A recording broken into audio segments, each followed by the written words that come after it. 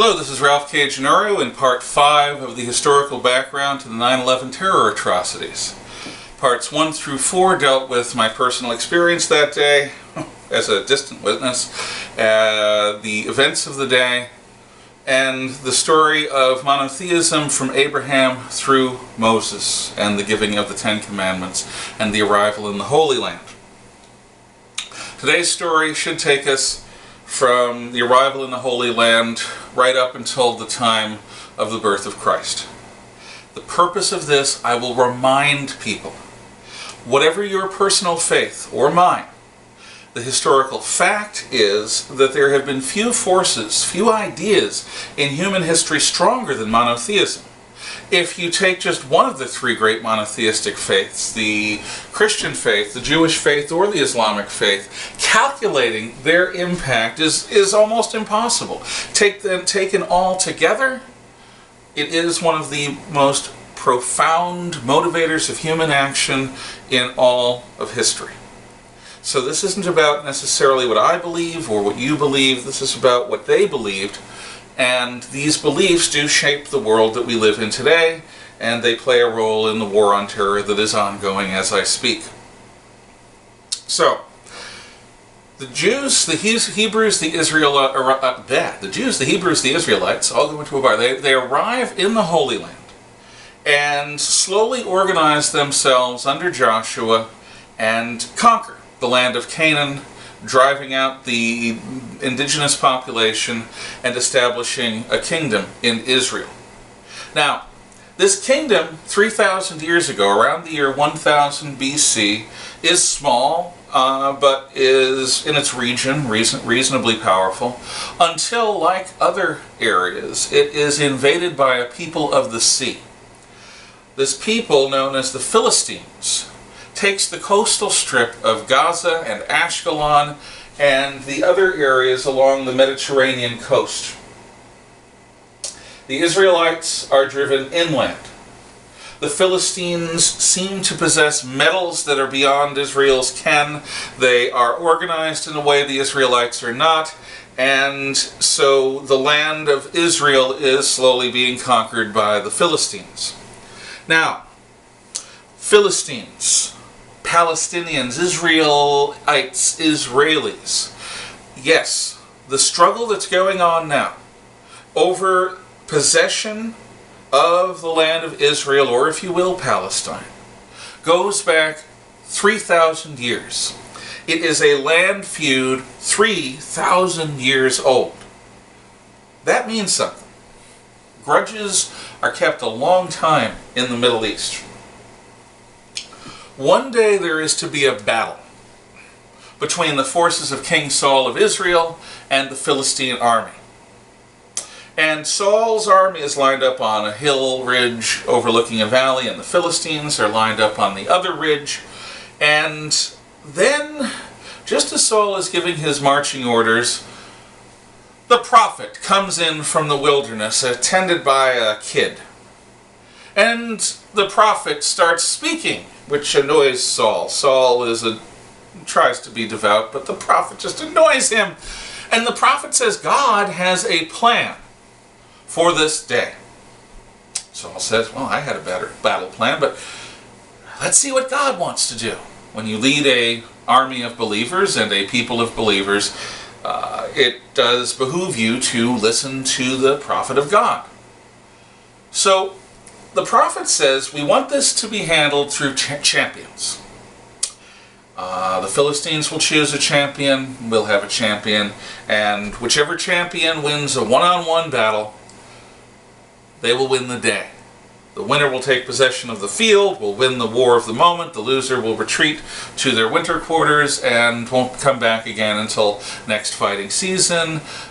Champions will determine the battle.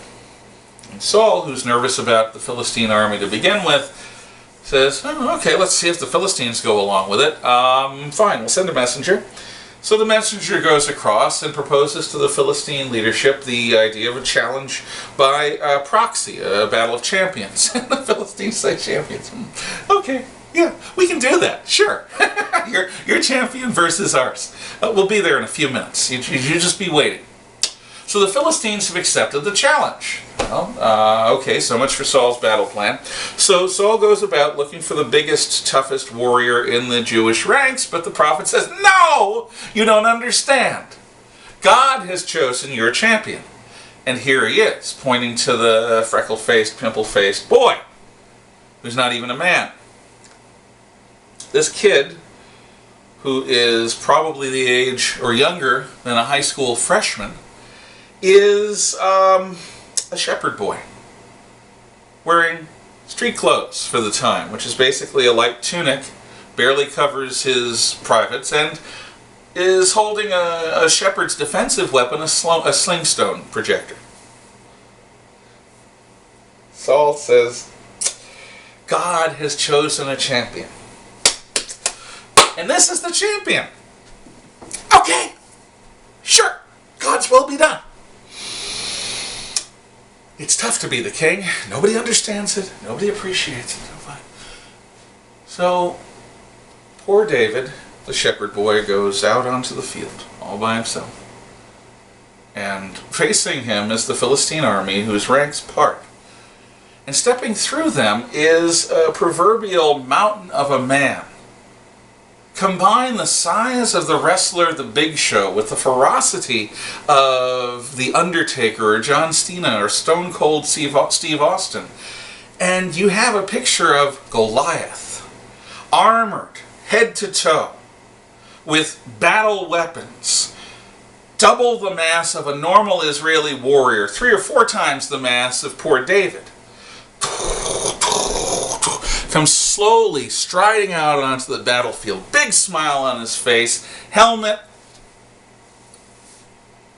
Come to me, boy. I will make this merciful and quick, so to speak. So David is alone in this moment, with nobody to help him but God. Michelangelo's statue, David, captures the look on David's face as Michelangelo imagined it at the moment he chooses to fight. So he picks up a stone, gathers it in a sling. By the grace of God, straight between the eyes, under the helmet of Goliath, down goes Goliath, dead. Could have heard a pin drop. The Israelites are overjoyed, the Philistines can't believe it, and the Israelis hold the field. Soon, David is king, Saul's gone. History. David rules over the only time, other than the 20th century, when Israel was a conquering nation that wins wars. David's kingdom stretches from the Egyptian border deep into what is now Syria, taking modern Lebanon and southern Syria in it all the way to the Euphrates River. David's son, Solomon, is a proverbial wise king with wealth that Croesus would envy. Now, Solomon and David's time is a glorious period in Jewish history, a time of power and majesty, and Solomon's wisdom is best described in the story where one day he is holding court. Ancient kings were judges as well as rulers, and 2 squabbling women come into his court. Boom! Silence, the chamberlain says. You, woman on the left, state your case.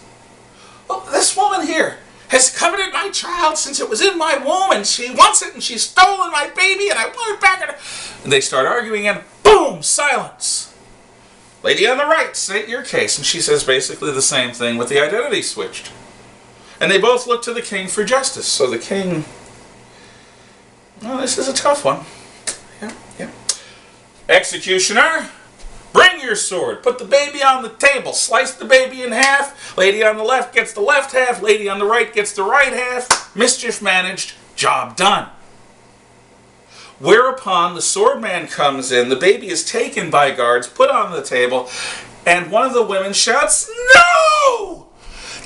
No, I was wrong. I'm sorry. I'm a bad woman. Bad woman tried to steal the other woman's baby. You give the baby to the other woman, I'm fine. I'll go to the dungeon. I'll go to prison. You can execute me. Do whatever you want. Just please give the baby to the other woman. Leave the baby alone."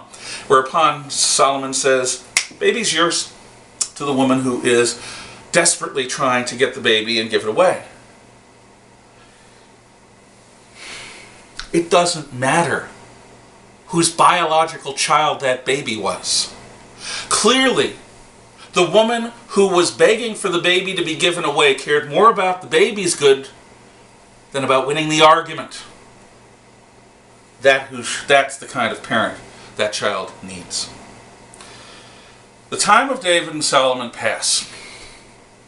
And as all civilizations rise and fall, Israel becomes weak in a struggle over the region between the power of Babylon, ruling Syria and Iraq, and the power of Egypt. And the Babylonian army comes and conquers Jerusalem. And when the Babylonians conquer, they expect their god Marduk to be honored. But the Israelis will not. They maintain their worship for Yahweh. The Babylonians cannot believe this.